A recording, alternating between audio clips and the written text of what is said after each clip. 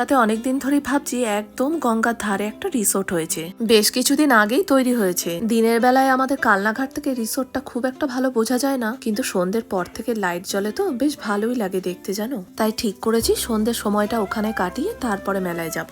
লঞ্চে বেশিক্ষণ সময় লাগে না, ওই 5-7 মিনিট মতন সময় নেয়। ম্লান আলোতে নদীর জলটা কি ভালো লাগছে দেখতে দেখো।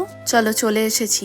রেস্টুরেন্টটায় বাজারের রাস্তাটা দিয়েও যাওয়া যায়, কিন্তু আমাদের এই বল খেলার মাঠের সামনে দিয়ে রাস্তাটাই কাছে। শীতকালের সময়টা তো খুব একটা পাওয়া যায় না, তাড়াতাড়ি আবার সন্ধে হয়ে যায়, কিন্তু গরমকালের বৈকালটা এখানে কাটানোর দারুণ একটা জায়গা। এই যে এটি হচ্ছে রিসোর্ট কাম রেস্টুরেন্ট। কি বললি? ওটাই ছোট করে আমরা ছোট মানুষ ছোট পেয়ালাতে চা খাওয়া মাটির ভার, মাটির ভার পেয়ালাতে চা খাওয়া। চ ছবি তুলাসি, চ চ চ চ ওখানটা ছবি তুলাসি। আচ্ছা ও চলে আসো, কতজন উঠবো? হয়ে যাবে।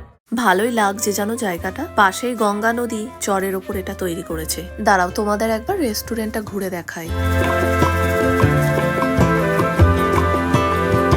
রেস্টুরেন্টের ভেতরটা অনেকটা বড়, ভালোই সাজানো গোছানো জানো। জন্মদিন বা অ্যানিভার্সারিতে অনুষ্ঠান করলে বেশ মন্দ হবে না। হোটেল বলো কি আর রেস্টুরেন্ট বলো, এই দেখো এখন যেখানেই যাবে ছবি তোলার জন্য এরকম একটা জায়গা থাকবেই। চলো আমার বোনুর কটা ছবি তুলে দিই, ওর আবার একটু ক্যাট ওয়াক করা শখ হয়েছে। স্টাইল নিয়ে হাঁটবে কি, হেসেই অস্থির। পৌষকালের মেলা চলছে তো সেই জন্য খুব একটা ভিড় নেই, অন্য সময় হয়তো এখানটায় ভিড় থাকে।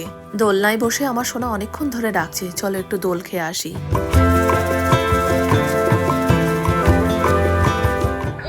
ছিঁড়ে পড়ে যাবে, গেল ছিঁড়ে পড়ে। এবার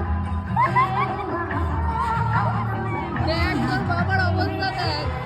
এই 80 কেজি নামো, ছিঁড়ে ভেঙে পড়ে যাবে। 90 কেজি খাবার হয়ে গেছে।